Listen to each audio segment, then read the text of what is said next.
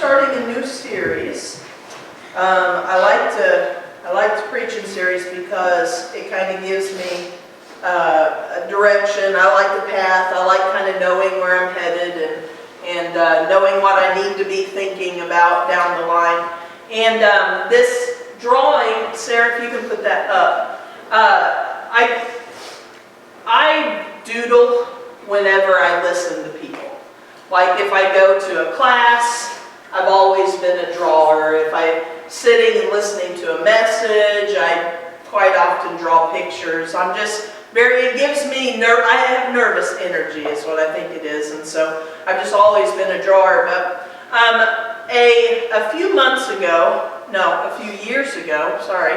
few years ago, I was doodling in a book, and I remember that I had drawn a circle, and I was sitting in my office at home, and I drew this picture of a person pushing this ball up the hill. I had heard the story before about the origins of that, and I can just remember sitting there thinking that this is so heavy.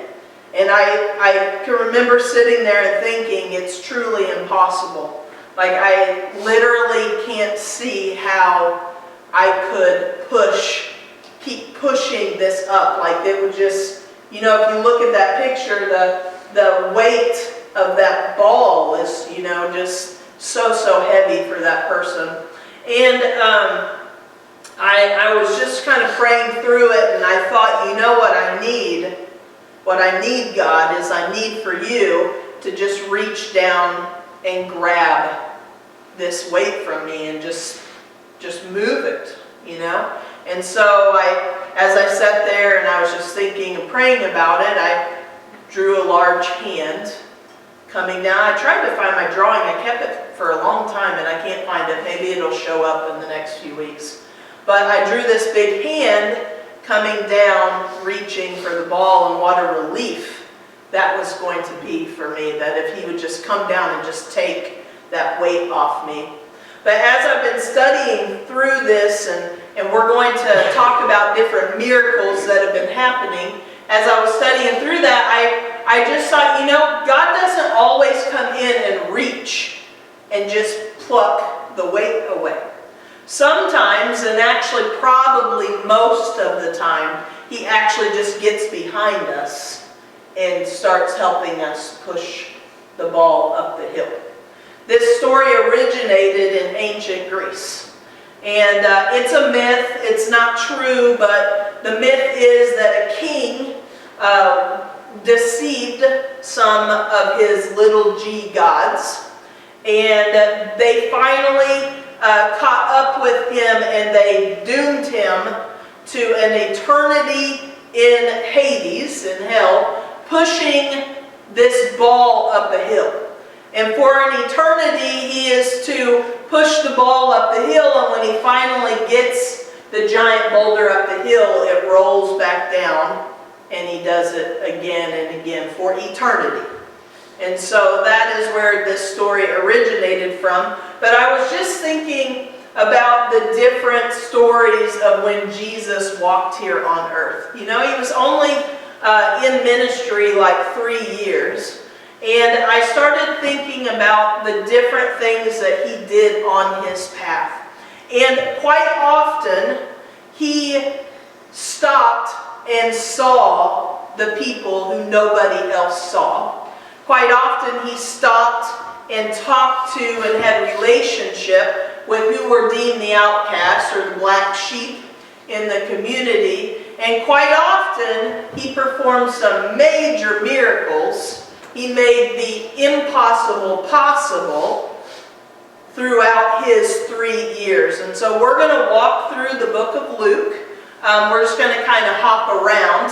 But that's where we're going to camp out for all the way until Easter is what I'm thinking. But we're going to do that. But before we do that, I just want to read a scripture in John chapter 16. It's at the end of verse 33. It says, "Here on earth you will have many trials and sorrows, and this is Jesus talking.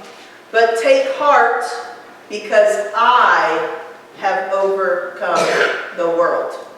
And so as we're looking at Jesus walking in his path in his daily life, stopping and seeing and helping these people whom nobody else really paid attention to at all in their society, we're going to see him work some amazing miracles where he literally reaches in and just pulls the weight off of them. And it's truly phenomenal what he does. The first one is in Luke chapter 5. And it's about a man that has leprosy. And it says this in chapter 5, verse 12. It says, in one of the villages, Jesus met a man with an advanced case of leprosy. When the man saw Jesus, he bowed with his face to the ground, begging to be healed. Lord, he said, if you are willing, you can heal me and make me clean. Jesus reached out and touched him. I am willing, he said, be healed. And instantly the leprosy disappeared. And then Jesus instructed him not to tell anyone what had happened, he said. Go to the priest and let him examine you. Take along the offering required in the law of Moses for those who have been healed of leprosy. This will be a public testimony that you have been cleansed. But despite Jesus' instructions, the report of his power spread even faster, and vast crowds came to hear him preach and to be healed of their diseases. But Jesus often withdrew to the wilderness to pray. So as we look at this story, we're going to just kind of hop along a little bit, but in the very first verse it says that the man had an advanced case of leprosy. So I did a little bit of looking to see what exactly leprosy is, because it's not something that's around very much anymore to my knowledge.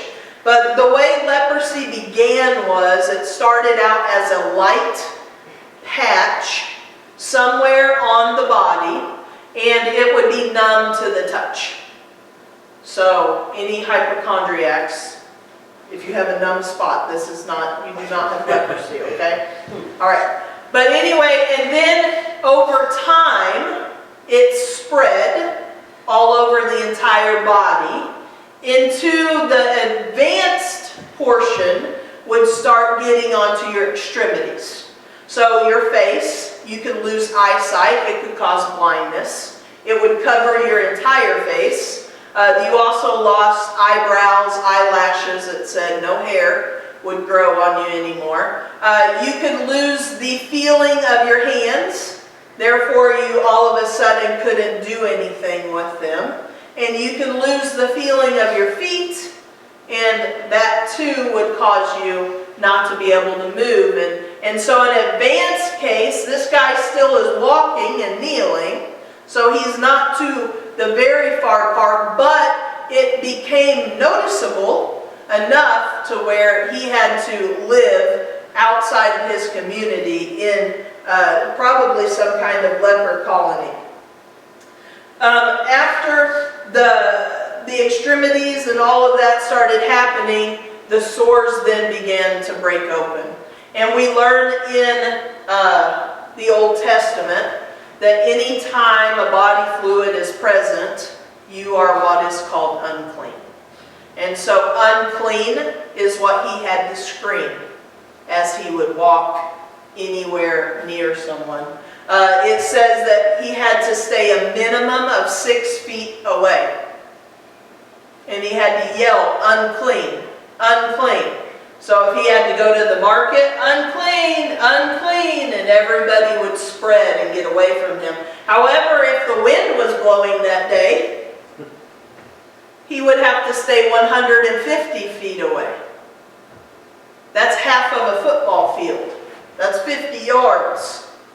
And so good luck trying to go anywhere on a day the wind was blowing. Right? And so what a horrible life for them to try to do anything in society when they couldn't even get very close to you. But what did this guy do? This guy took a chance. And he decided, I know it's breaking all rules, but I see or I heard what that man does, and I believe that he's the Son of God, and so it's worth it to me to get in trouble, to reap like whatever punishment possible, but I'm going to get close to that man, and I'm going to see if he can heal me, because I believe he can.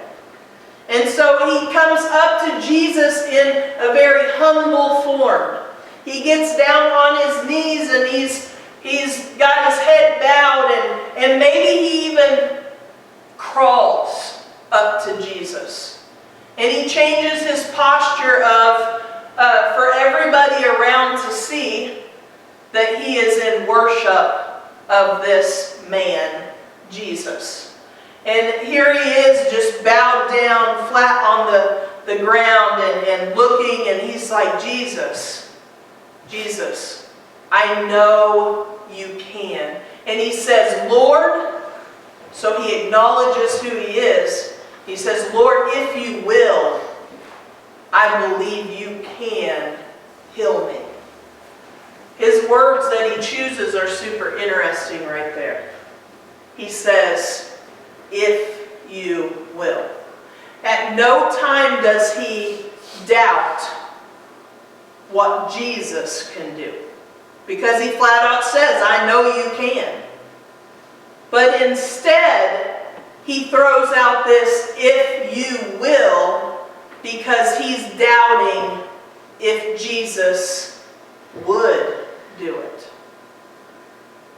This guy has lived in the worst situation ever. I mean, like, he has been cast out from everything that he knows. He's not been a part of society for so long. And he just says, if you're willing, you can heal me. So he never doubts that Jesus could do it, but he doubts that Jesus would do it. And here's why. In their culture, if you came down with leprosy, you were taught that you did something wrong. Literally, you had so much sin in your life or in your heart that you came down with the illness. Sin and leprosy were attached in their culture. And so if you happen to break out in leprosy, then you know what you did. You know that you deserve this. You are cast out from us. We don't want to even hear about you. We don't care about you anymore. You are gone to us. They were taught that it was something that they did.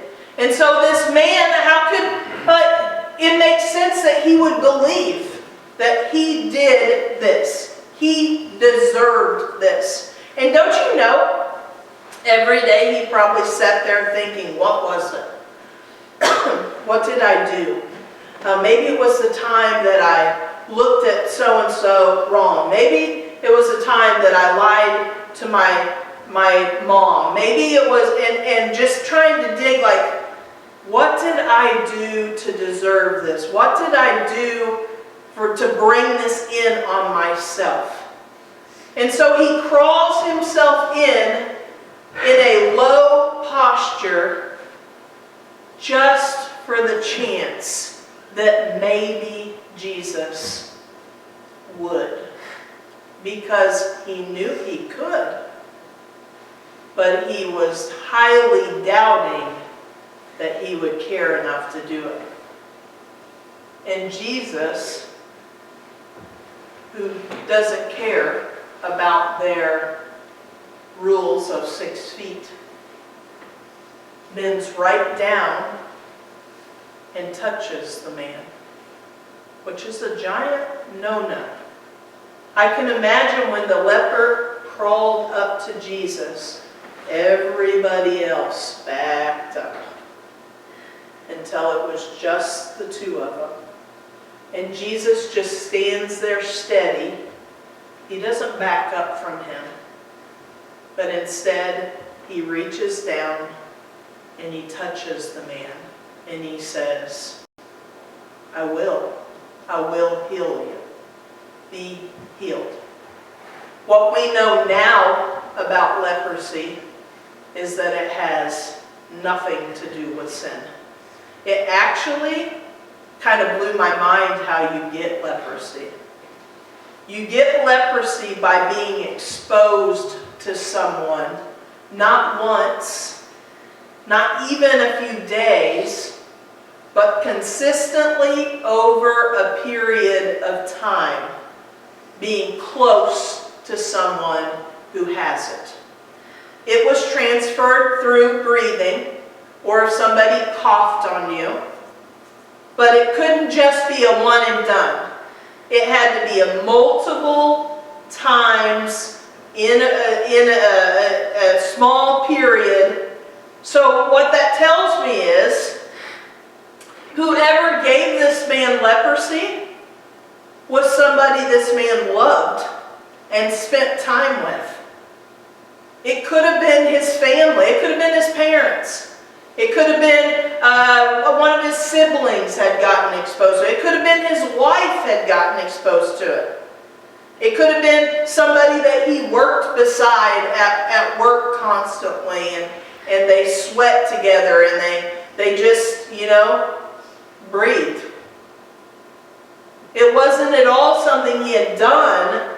He actually received it, not even realizing he received it. Do you know it takes 5 to 20 years for you to actually get the first spot?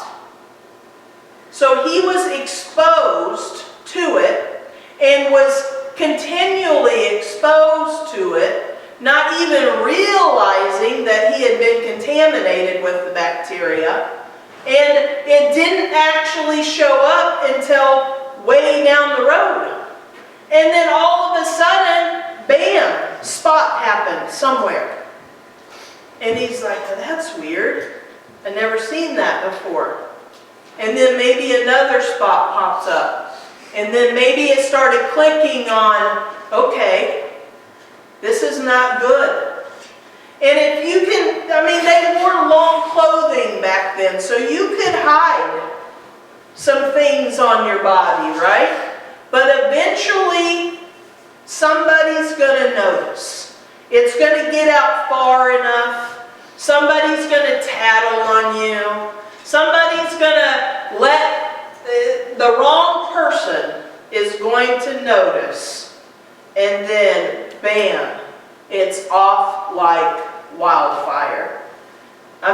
You can hide leprosy, you can hide this for a while, but eventually the truth will come out and everybody knows about it. And once everybody knew about it, bam, that guy was at work one day, now he's not. He was with his family one day, now he's not. He was able to go to synagogue and worship, now he's not. He was able to walk in the marketplace. He was able to go to the festivals. He was able to go swimming in the river with the people. Now he's not. Now he's cast out, far out of town, in a colony. They made them wear torn clothes, and they weren't allowed to fix their hair. So that everybody knew when they saw you were unclean.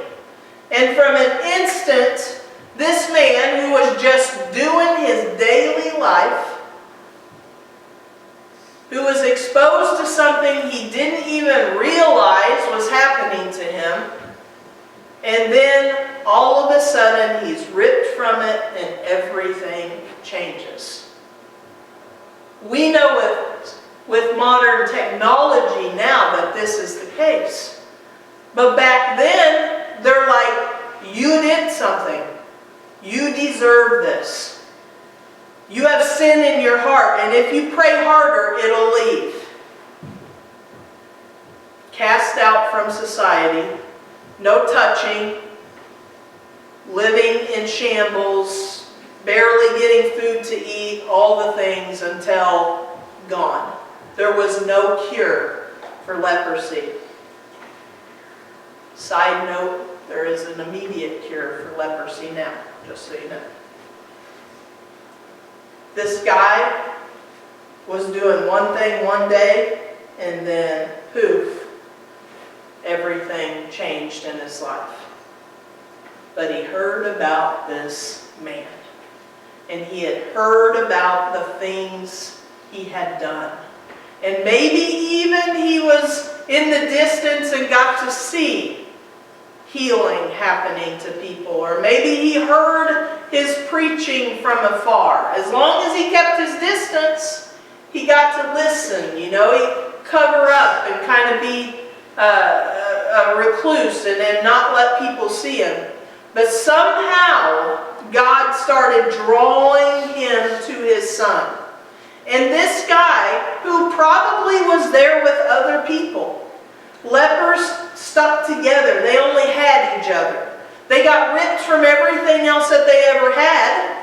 And so now they bound together in this tribe of people who were there for each other, helping each other till the death.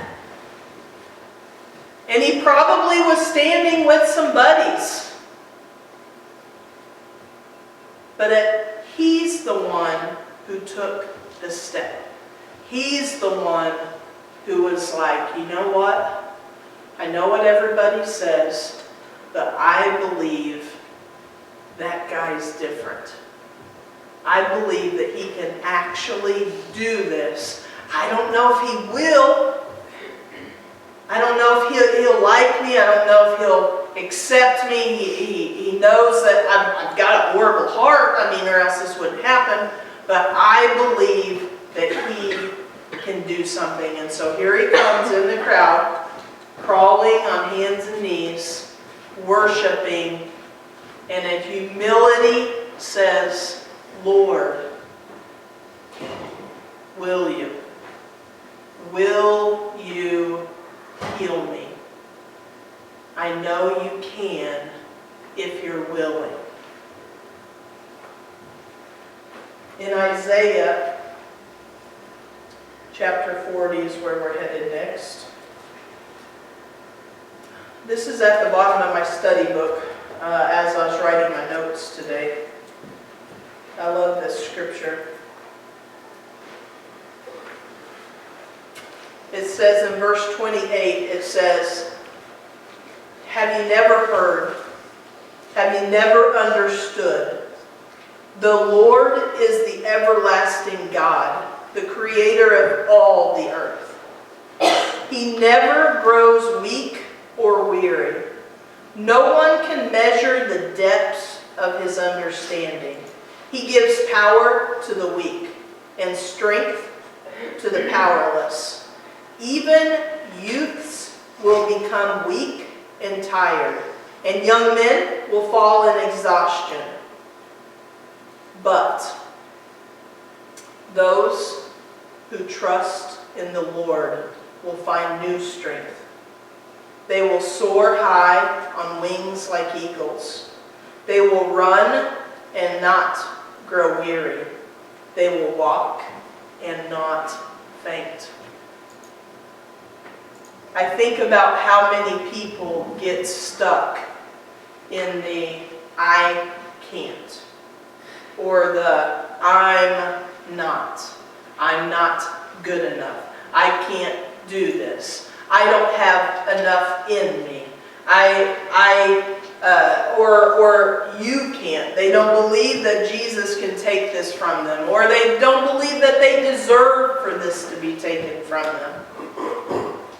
I think about the people who draw this line of impossible to a God who is all possible. No matter what you are going through in your life today, no matter what challenge you're up against, no matter what boulder you're trying to push up a mountain, be brave. Maybe change your posture. But ask the only one who can do anything about it, if he'll just take over. It takes surrender. It takes humility. It takes releasing control. It takes you and me putting it in his hands and trusting that his time is the right time, and that we can do all things through Christ who gives us strength. You and I will just keep pushing that boulder over and over and over and over, and honestly it gets really heavy and it gets to be too much. And we'll try to do it in our own strength. We'll take the steps, we'll do the studies, we'll do anything that we can do in our own strength way before we'll just surrender and be like, you know what, God? I'm a strong person, but I can't do this. I literally can't do it without you. That's when the miracles start to happen. And you know what? He might reach in and he might do like this leper and he may pull the impossible off of you. He does do miracles and we don't understand why or how, but he does them. He may also just get behind you and push with you. Get your back. Use his strength to help carry the load. He may not take it all away. That would be nice, and that's what I hope and that's what I pray for. But most of the time we're learning through the struggle. Most of the time he's growing us into what we don't even know that we needed to be. I was flipping through, if you guys want to stand up, we're going to have a song today. I was flipping through my old messages and I was looking for the drawing, to be honest. And I started flipping back through like my book and kind of looking through things and going down memory lane and seeing different messages I had written and notes of listening to people and before I knew it, I was back a couple of years inside my books and I was like, gosh, this was probably about the time that I drew that picture. And I was just thinking, this is heavy. And I literally am pushing with all my might. But I'm just not getting anywhere. And then God showed me as I'm drawing this that I was relying on my own self and I just needed to ask him to take it, him to release it, him to take care of it, because if it's going to go in Mindy's strength, it's going to fail. It can only go in God's strength. Whatever you have happening in your life, if you're just trying to go in your strength, you might push it a little ways. You might be the strongest person here on, like, you're a hard worker, you've always been able to do for yourself. You don't need anybody to take care of you. You can do it. But you can't. You can't forever. it gets exhausting and frustrating and outright impossible. At some point, you're going to hit a wall, and you're going to be like, you know what? I can't go anymore. I pray that you will release that to Him, that control, before you hit that wall. But if you're a tough learner like me, maybe you have to go a little farther than others. Maybe you keep trying to take that weight back. But I just feel like God's telling us to let Him have it. Let Him take care of it. Let Him be in control. Because you and I, in the grand scheme of things, we don't want control. Not really. We want His control. We want Him to take the wheel. You guys will bow your heads.